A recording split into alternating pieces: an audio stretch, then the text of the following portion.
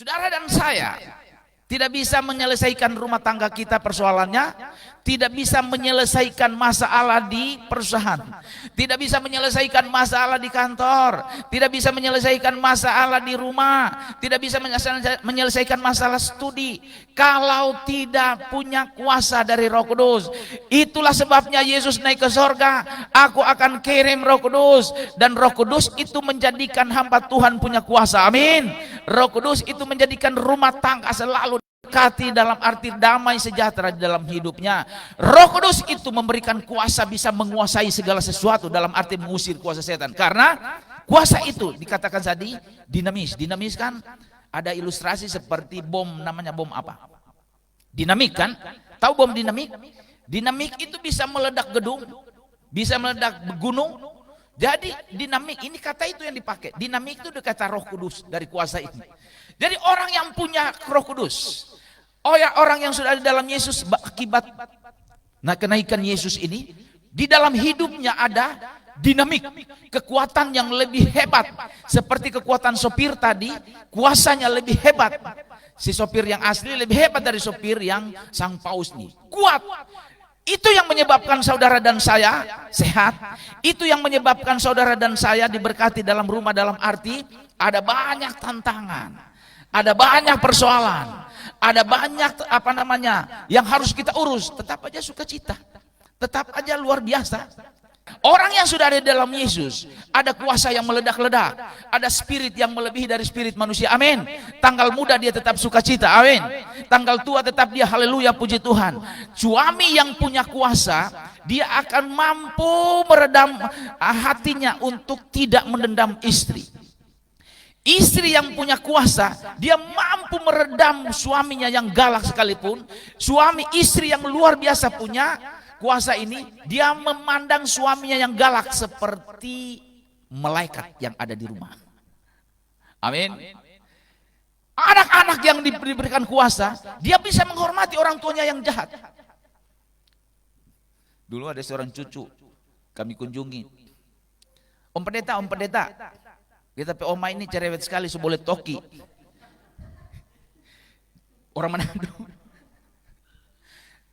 Mana oma di dalam, mau PA ini, oma udah, ya betul Pak Pendeta, ini cucu, ini kita sayang-sayang, tapi akhir-akhir ini kita so marah pada dia, kita so benci. Kenapa? Dia berdoa saya tiap hari, bukan berdoa hidup, dia berdoa saya supaya cepat mati, didoakan cepat mati. Kenapa deh? Cerewet, dia marah terus Pak Pendeta Pak kita. Kita bikin PR dia marah, nggak bikin PR dia marah, sekolah marah, tidak sekolah marah. Namanya oma-oma begitu deh. Nggak usah, doakan jo dia supaya game. Nah ini. Anak yang tidak punya kuasa bisa berdoa untuk omaknya game. Anak yang tidak punya kuasa ini bisa berdoa untuk papanya supaya cepat selesai dari bumi ini. Kalau cerewet, orang kalau punya kuasa bisa mengampuni. Amin. Kenapa ada perceraian? Kenapa ada kejahatan rumah tangga, Ya, KDRT. Kenapa ada anak memusuhi memusuhi orang tuanya karena orang tuanya broken? Saya percaya kita semua di sini orang tua kita rumah tangganya diberkati. Amin. Kenapa itu terjadi? Karena tidak ada kuasa, tidak ada dinamika di dalam hidupnya, lemas, letoy. Jangan diulang lagi. Letoy. Orang kalau punya kuasa, tanggal berapa saja, persoalan apa saja, tepuk tangan tetap meriah. Amin. Tangan ibu-ibu di dapur tepuk tangan. Kenapa? Tanggal muda. Haleluya, puji Tuhan. Lalu ibu-ibu juga di belakang rumah di dapur-dapur tepuk tangan. Kenapa? Beras habis. Kalau beras habis ada tepuk tangannya. Orang punya kuasa seperti itu. Anak mahasiswa baru likuidasi karena tidak lulus ujiannya, skripsinya. Haleluya, puji Tuhan, mengundang orang makan di McD. Kenapa? Tidak lulus. Itu dipenuhi kuasa ini. Dalam setiap ibadah yang hadir lebih besar dari RI 1. Namanya siapa? Namanya Yesus.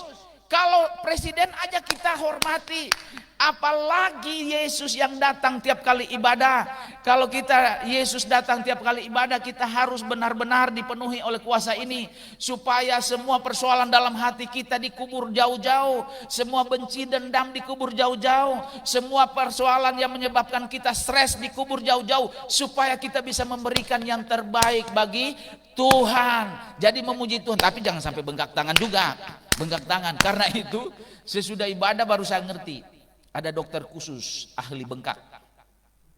Salaman, ketemu dokter, tetesin cairan anti bengkak di waktu itu. Jadi pada bengkak semua ini jemaatnya, tangannya tetesin. Saya bilang, ini mau ibadah atau main sepak bola Pak Pendeta? Ya, saya mengerti dia bikin begitu. Oh, ternyata benar seperti yang kita renungkan malam ini, siang ini, bahwa orang yang sudah dipenuhi oleh kuasa ini, dia selalu memberikan hormat kepada Tuhan. Amin.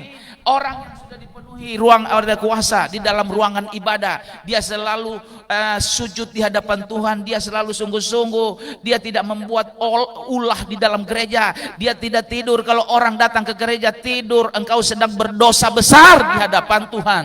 Kalau kita datang ke gereja, suami, istri, anak, orang tua, jemaat, saudara berada, lalu ibadah mengerumpi, menjelekkan orang lain, kuasa ini tidak ada di dalam hidup kita. Tapi kalau kuasa ini ada dalam hidup kita, berapa kali saja kita nyanyi, berapa jam kita ibadah, tapi di sini sudah ada waktunya, tidak boleh lewat 1 jam khotbah, ya. Tapi kuasa ini yang menyebabkan, sudah seringnya menyebabkan orang bisa tahan di Kisah Para Rasul 21 jam dengar firman Tuhan, 21 jam memuliakan Tuhan. Waduh, luar biasa. Ini yang menyebabkan Yesus waktu kepada orang Emmaus, dia khotbah tentang apa? Kejadian sampai Maleaki, karena kuasa ini. Yang kedua apa tadi? Saksi. Jadi menjadi misionari adalah orang yang punya kuasa. Yang kedua menjadi saksi. Saksi ini apa kata dipakai? Marturia atau martiria. Bukan saksi biasa. Di Alkitab itu ada 2 saksi. Satu yang disebut testimoni, ya, testimoni ya kesaksian biasa. Puji Tuhan, anjing kesayangan kami kemarin kabur, didoakan balik lagi, bisa. Nah, itu testimoni. Tapi marturia adalah puji Tuhan. Dulu masih kita, puji itu dia bersaksi, puji Tuhan, saya di patung tinggi itu apa? Monas kemarin ditampar orang. Kenapa? Karena memberitakan Injil, masih bengkak rahang saya. Ini dan disebut martiria. Martiria artinya saksi di sini berbicara tentang Yesus dalam kuasa Roh Kudus sampai memenangkan jiwa. Amin. Nah, ini 12 kit masuk di sini. Jadi kalau sampai Desember kit kita satu kit, 2 kit juga tidak terbentuk, kita tidak sedang melaksanakan perayaan kenaikan Tuhan. Tidak ada apinya, kuasa nggak ada, saksinya nggak ada, bersaksi. Jadi dikatakan berkat pertama ini, kenaikan Yesus membuat bukan saja hamba Tuhan, tapi semua orang, suami, istri, anak, jemaat secara umum berbicara tentang Yesus. Kalau berbicara tentang Yesus, maka orang-orang ini yang disebut dengan jemaat yang misionari akibat kenaikan Yesus. Jadi di kantor juga, misalnya bapak kita ada di kantor, cerita tentang Yesus. Di mana saja cerita tentang Yesus. Kadang-kala orang malu, takut cerita tentang Yesus. Jadi jemaat sekali lagi untuk kita, apalagi jemaat yang di FB atau di media sosial. Kalau hari Minggu engkau suami, hari Minggu engkau istri tidak ke gereja, apalagi cerita-cerita tentang dongeng, tentang kebohongan, saudara dan saya tidak ada dalam suasana kenaikan. Kenaikan ditandai oleh orang pergi memberitakan Injil. Jadi kalau anak-anak muda, orang tua, calon suami, calon istri belum nikah udah gontok-gontokan, kuasa tidak ada dalam hidupnya. Belum nikah sudah bohong-bohongan, kuasa tidak ada dalam hidupnya. Ya, sudah nikah juga seperti itu, tidak mau saksi tentang Yesus, tidak mau ke gereja, tidak mau doa, tidak ada spirit di hadapan Tuhan, tidak ada kuasa ini. Jadi kenaikan Yesus menjamin kita semuanya. Amin. Yang kedua, berkat kedua ayat 13, 14. Ayat 13. Boleh baca lagi Astri. Oh, sorry, 11 yang saya maksud. 11, yang kedua.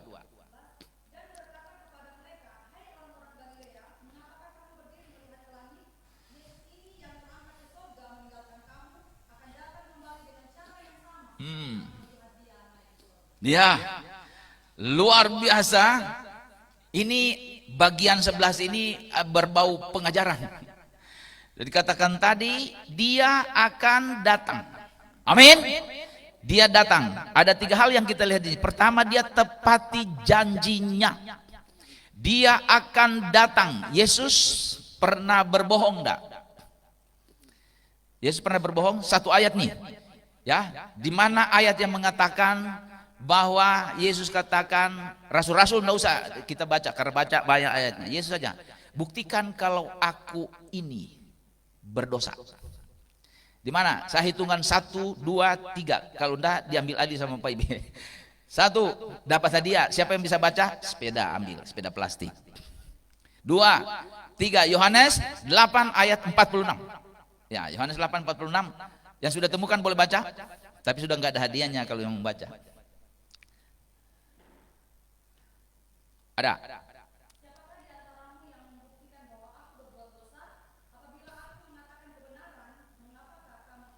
Iya, satu-satunya manusia yang pernah hidup di dunia berani mengatakan, buktikan kalau aku berdosa.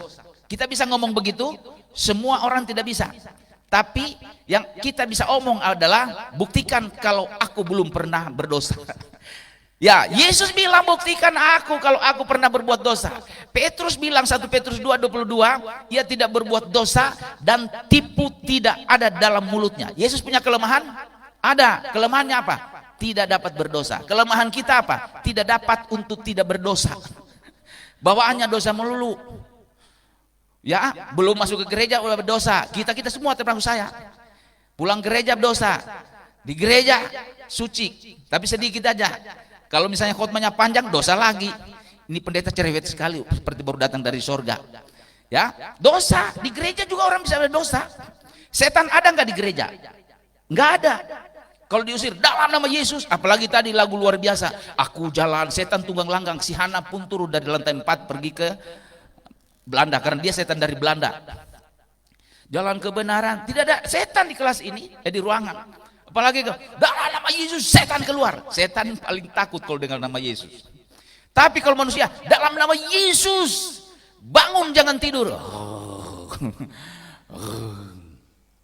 Jadi kalau kita berdosa dalam gereja, jangan bilang ini banyak setan di ruangan ini. Enggak.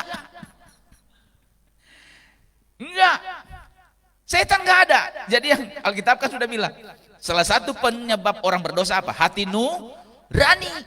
Penyebabnya setan juga nomor 1, kedua hati nurani, ketiga keinginan dunia. Dunia isinya apa? Keinginan daging. Ya, keinginan daging. Dikirim oleh orang tua, nih bayar ya satu semester aja, bayar selesai. Langsung di WA cepat-cepat. Pak, Mak, udah berubah di Jakarta. SPP ini hanya 2 bulan punya. Jadi 4 bulan ke PGC.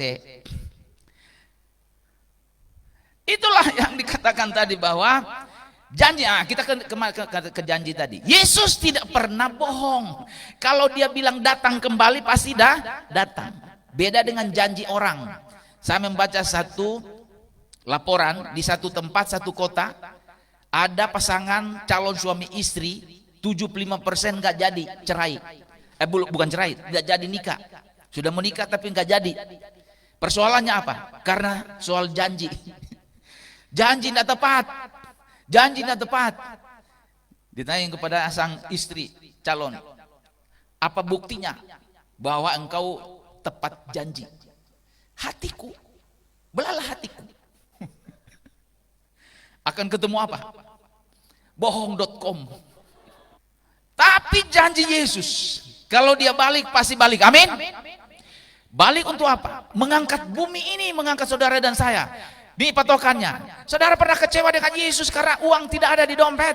Saudara pernah kecewa dengan Yesus, saudara dan saya, karena rumah barangkali morat-marit kehidupannya. Suami tadi, istri menjadi persoalan dalam rumah tangga. Kalau Yesus janji dia pulihkan, pasti dia pulihkan. Amin.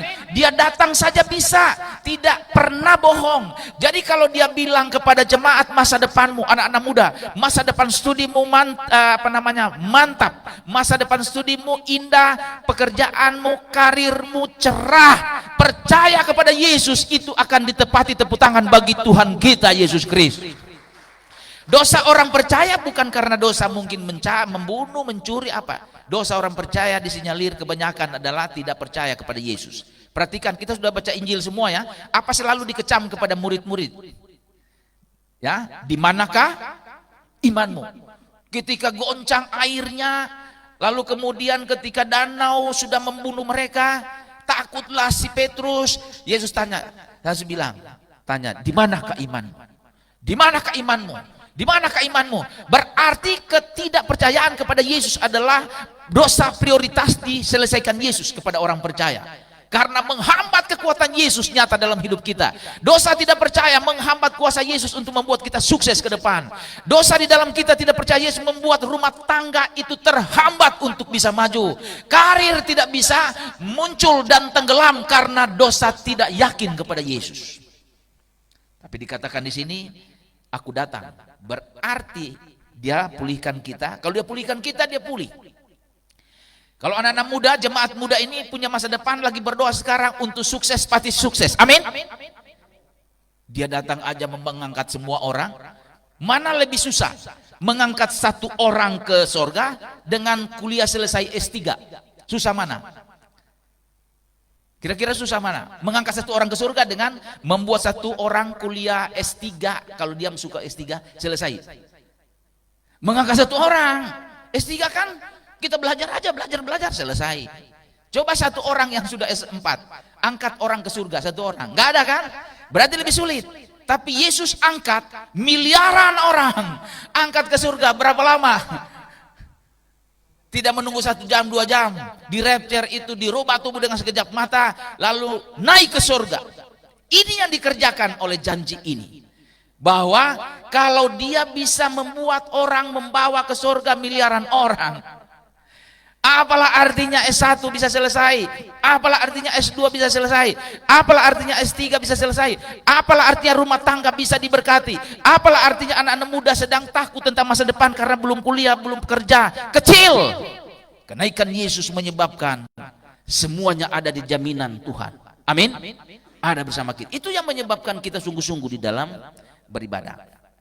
Lalu apalagi tentang janji Yesus. Janji Yesus dikatakan itu menggenapi, ini doktrinnya, menggenapi dalam Alkitab disebut dengan Allah mengambil rupa manusia di Yohanes 1 ayat 14, inkarnasi. Bahwa coba baca Wahyu 1 ayat 7, ada orang mengatakan bahwa bohong itu Yesus itu bisa datang kembali. Tidak bisa. Wahyu 1 ayat 7. Ya, semua orang mengenal dia. Jadi ini yang disebut dengan Yesus mengambil rupa manusia abadi. Naik ke surga, dia seperti itu dan dia turun juga seperti itu. Karena itu ditaruh stigma. Stigma lubang pakunya masih ada supaya orang kenal. Tapi kita yang dibangkitkan, yang pincang dibuat sempurna, yang patah leher disambung sempurna. Tidak ada stigmanya. Orang berkata, kenapa Yesus ada tanda? Untuk menentukan, memastikan bahwa akulah ini Yesus. Bukan Yesus penyerang sepak bola Italia, ada nama Yesus. Kemudian ada nama siapa lagi? Mesias. Saya ketawa-ketawa aja. Satu ketika Mesias membobol bola, lawannya di situ ada Yesus juga. Lawan itu Yesus juga membobol. Jadi ditulis di Yesus dan Mesias bertentangan. Karena saling membobol. Nah, di sini dikatakan bahwa Yesus akan datang dengan stigma dan semua orang akan melihat, oh itu Yesusku, tidak salah. Tidak salah orang. Semua orang datang di situ, tapi hanya diangkat adalah orang yang ada di dalam kuasa Yesus, yang ada di dalam kitab kehidupan. Orang yang diangkat bersama Yesus hanya adalah orang memenuhi janjinya ini, adalah orang-orang yang ada di dalam kitab hayat. Kitab hayat ini apa? Nih, kitab hayat ini apa? Jemaat yang ada di media sosial. Kadang-kadang orang mengatakan, saya selamat karena saya dibaptis. Karena saya selamat karena saya ikut CD. Saya selamat karena saya menjadi orang Kristen. Salah. Selamat karena menerima Yesus sebagai Tuhan dan Juru Selamat. Pada saat menerima Yesus sebagai Tuhan dan Juru Selamat, nama tercatat di dalam kitab hayat. Kitab kehidupan. Yesus tidak akan mencatat nama orang di kitab kehidupan hanya karena ke gereja lalu tidak percaya Yesus. Orang masuk ke gereja kadang-kala sesudah itu mabuk-mabuk, dansa-dansa sini sana, ya, tengkar sana sini, berantem sana sini, tapi tidak terima Yesus, tidak tercatat. Yang tercatat adalah Ini yang mau digenapi, ini dia datang. Ini bukan untuk semua orang yang pernah masuk gereja. Yesus di dalam ayat 11 dia katakan, aku akan datang mengangkat orang yang bukan pernah berdoa, bukan pernah memberi persembahan, bukan pernah memiliki KTP Kristen, tetapi mengangkat orang yang namanya tercatat dalam kitab kehidupan. Dan nama tercatat itu adalah sebagian kita GBI Immanuel dan semua orang percaya. Yang percaya katakan amin, tepuk tangan lagi bagi Tuhan kita. Jadi kenaikan Yesus luar biasa, menyebabkan kita berkati Tuhan. Yang ketiga adalah 13:14, baca lagi Astri, terakhir nih ketiga. Yang ketiga adalah kenaikan Yesus mengubah hidup menjadi lebih baik. Amin. Sama-sama sebut, mengubah hidup menjadi lebih baik. Dunia ini kata orang makin hari makin baik, betul, tapi jahatnya luar biasa. Kita perhatikan ini, jangan ada persepsi negatif di foto ini. Nih, namanya Elon Musk, pengusaha terbesar di dunia. Dia pengusaha Bitcoin, kemarin baru seminar. Sekarang kekayaannya dipakai untuk membuat perusahaan robot wives, istri-istri robot. Ini dia, ini istri robot. Jadi diluncurkan September 2023. Yang masih jomblo susah mau cari istri, pesan ke saya, daftar. Harganya 40 juta per istri, 40 juta. Tapi suami robot belum. Apa ancaman bagi kita kalau istri itu robot, kalau perusahaan diproduksi? Gadis-gadis tidak laku, di dalam Tuhan laku, amin. Yang sudah umur 18 takut, ya umur 28 takut, apalagi 30-an takut. Sudah muncul di di September ini launching istri. Karakternya luar biasa. Disuruh kerja, ada remote-nya, ada passwordnya. Password kerja di dapur. 24 jam istri cantik ini kerja, tidak pernah tidur, beres, tidak ada bayarannya, kan robot. Ya, bikin kopi, setia aja kerja keras, lalu bikin kopi disuruh suaminya, bikin kopi dong, kerja keras, kerja lagi, bikin kopi. Tapi kalau istri-istri biasa katanya, bikin kopi dong, sahutnya apa? Kan punya tangan kan? Punya tangan kan? Ya, itu di atas. Ya, di lantai, di rak 1 ada gula, di rak 2 ada kopi, di bawah ada air panas. Siram aja sendiri, siram di tangan, siram di muka aja kalau memang enggak bisa bikin. Itu istri biasa katanya. Makanya orang itu bisa bikin istri robot. Dunia bukan hari makin baik, tapi dunia makin hari makin jahat. Karakternya seolah-olah membuat dunia senang. Dunia ya menawarkan sesuatu yang wah dari segi apa saja, supaya orang jauh dari Alkitab, supaya orang jauh dari gereja, supaya orang jauh dari doa, supaya orang jauh dari ibadah. Dunia sekarang, bukan lagi besok, dunia sekarang. Tapi Yesus bilang tadi kenaikannya mengubah hidup menjadi lebih baik. Kita lihat pertama apa? Mengubah karakter para murid bertobat.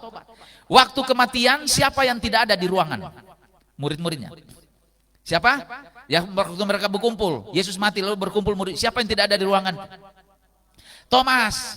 Jadi kocar kacir, tidak ada keyakinannya. Sehingga Yesus sudah bangkit, ya, enggak. Tahulah si Thomas. Yesus sudah bangkit. Yesus sudah bangkit, kata si Petrus. Yesus sudah bangkit, pret. Kata si Thomas. Nantilah hari Minggu ke depan hadir ya. Nah, Yesus datang. Oh iya, Yesus bangkit. Tapi di kenaikan Yesus sudah dibaca tadi kan, 11 murid utuh dirubah. Berarti setelah kenaikan Yesus membuat hati dunia, karakternya berubah. Jadi karakter tidak bisa dirubah dengan kemajuan teknologi. Tadi malah jadi setan, istri robot. Dibuang, orang ini punya istri katanya, jadi dia kampanye, istri-istri yang sudah tua dibuang. Jahat nggak ini? Jahat. Walaupun istri muda yang cerewet-cerewet, buang aja. Hati-hati jangan sampai cerewet. Kalau robot itu masuk Indonesia, ya suami-suami yang punya istri cerewet, dibuang katanya dalam artikel presentasinya. Ganti dengan ini, tunduk istri ini. Ya sudah dikerja 24 jam masih lagi begini sama suaminya. Ditanyain lagi mau kerja apa lagi Pak? Apalagi Pap, Dedi mau kerja apa lagi? Mana baik, nggak dikasih makan. Nggak dikasih makan, dompet nggak dikasih. Ya istri sekarang apa? Ke tempat lain. Ngomel-ngomel terus, dompet harus penuh. Berani nggak penuh dompet? perang Malvinas di rumah. Nah, ini solusinya, kata orang ini. Ini solusinya. Jahat puncak menuju ke antikris. Ini dia. Seperti ini. Uangnya apa ini? Bitcoin, kemarin diseminarkan. Bitcoin di tangan setan bisa jadi dunia ini jadi setan. Tapi Bitcoin di tangan orang percaya akan membangun pekerjaan Tuhan. Amin. Dirobak murid-murid. Siapa lagi yang dirobak? Coba membaca Yohanes 7 ayat 5. Yohanes 7 ayat 5. Dirobak, hatinya dirobak. Ada? Yohanes 7 ayat 5. Sampai di situ. Sebelum Yesus naik ke surga, tadi sudah kebangkitan ya. Sebelum Yesus bangkit, murid saudara-saudara Yesus di Nazaret, masih ada kan ayat misalnya, boleh cepat-cepat asli Markus 6 ayat 4. Markus 6 ayat 4.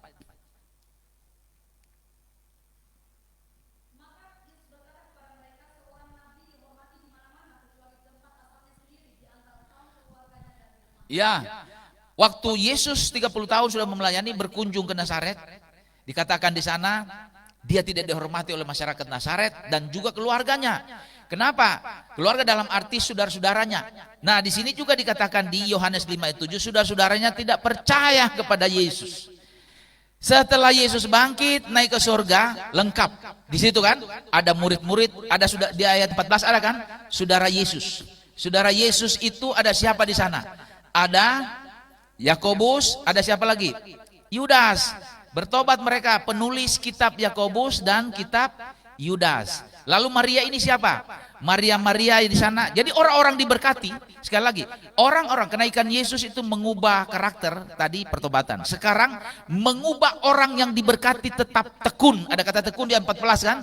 Tekun untuk apa? Berdoa, memuji Tuhan, melayani Tuhan. Nah, ibu-ibu di situ siapa? Ibu Yesus sudah diberkati, sudah ada di situ. Kemudian ada Maria Magdalena. Siapa Maria Magdalena? Diberkati Tuhan dia? Diberkati. Dia pernah dirasuk oleh 7 roh jahat. Diusir Yesus, selesai. Maria Magdalena. Lalu Maria lain ditemukan di dalam Markus 16 ayat 1, tidak usah dibaca. Di sana ada namanya Maria lain. Maria lain ini siapa? Ada nama Yakobus anaknya. Maria lain ini adalah istri Kleopas atau Yakobus anak Alfeus. Alfeus suaminya, anaknya Yakobus menjadi rasul Rasul Yakobus bin Alfeus. Lalu ada nama siapa lagi perempuan di Alkitab? Salome ini siapa? Istri Sebedeus. 2 anaknya menjadi rasul top. Yohanes dan Yakobus. Yohanes penulis Injil Yohanes, surat-surat Yohanes dan Wahyu. Yakobus adik Yohanes. Jadi mereka orang-orang hebat. Dan kata di sini kan wanita-wanita lain yang kemungkinan besar banyak penafsir semua setuju bahwa ada Maria, Marta, saudaranya Lazarus yang dibangkitkan ada di sini. Jadi kenaikan Yesus mengubah orang yang diberkati. Tuhan itu selalu tekun kan? Tekun berdoa. Kalau saudara dan saya diberkati, coba angkat tangan diberkati. Diberkati mana? Ya, berarti kalau orang diberkati seperti orang-orang tadi, saya mengulangi, Ibu Yesus, Ibu Maria diberkati. Saudaranya yaitu anak Yakobus dipakai Tuhan jadi rasul, diberkati.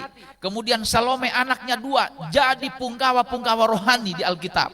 Yohanes, dari mana kita tahu teologi tentang Yesus sebagai Allah? Anaknya Salome, anaknya Zebedeus. Dari mana kita tahu kesaksian maju-maju tanpa pamrih, tanpa takut sampai dipancung menjadi martir? Anaknya Salome, Yakobus, Rasul Yakobus. Dengan melihat ini, ternyata mereka orang diberkati itu ada di dalam altar Allah terus berlutut menanti kedatangan Roh Kudus.